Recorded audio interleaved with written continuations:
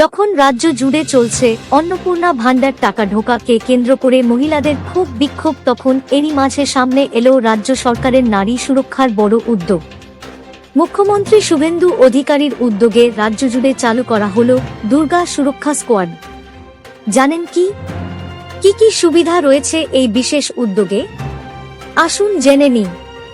পশ্চিমবঙ্গে নারী সুরক্ষাকে আরও শক্তিশালী করতে রাজ্য সরকার একাধিক নতুন উদ্যোগের কথা ঘোষণা করেছে। সরকারের তরফে জানানো হয়েছে, মুখ্যমন্ত্রী শুভেন্দু অধিকারীর উদ্যোগে চালু হয়েছে দুর্গা সুরক্ষা স্কোয়াড, যা পিঙ্ক পেট্রোলিং বাহিনী নামেও পরিচিত। এই বিশেষ মহিলা পুলিশ বাহিনীর লক্ষ্য হল রাস্তাঘাটে নারীদের নিরাপত্তা নিশ্চিত করা, ইভটিজিং ও নারী নির্যাতনের মতো অপরাধ প্রতিরোধ করা এবং জরুরি পরিস্থিতিতে দ্রুত পুলিশি সহায়তা পৌঁছে দেওয়া।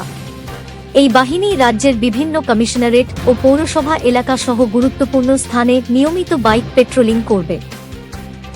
সরকারের দাবি, কোনো নারী বিপদের মুখে পড়লে বা উত্তপ্তের শিকার হলে 5 মিনিটের মধ্যে পুলিশি সহায়তা পৌঁছে দেওয়াই এই স্কোয়াডের অন্যতম প্রধান লক্ষ্য। এছাড়াও রাজ্যের প্রতিটি থানায় 24 ঘণ্টা খোলা থাকবে মহিলা হেল্প ডেস্ক, যেখানে প্রশিক্ষিত মহিলা পুলিশ কর্মীরা অভিযোগ গ্রহণ ও প্রয়োজনীয় সহায়তা প্রদান করবেন। দুর্গাপূজার আগেই গোটা রাজ্যে 112 নম্বর জরুরি পরিষেবা পূর্ণাঙ্গভাবে কার্যকর করার নির্দেশ দেওয়া হয়েছে, যাতে সাধারণ মানুষ, বিশেষ করে মহিলারা দ্রুত পুলিশের সঙ্গে যোগাযোগ করতে পারেন।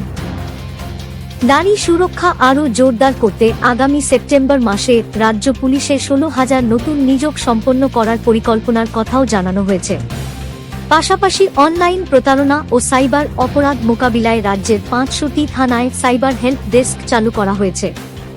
আরও খবরের আপডেট পেতে সঙ্গে থাকুন বেঙ্গল নিউজ এক্সপ্রেস 24x7 এর সাথে। ধন্যবাদ।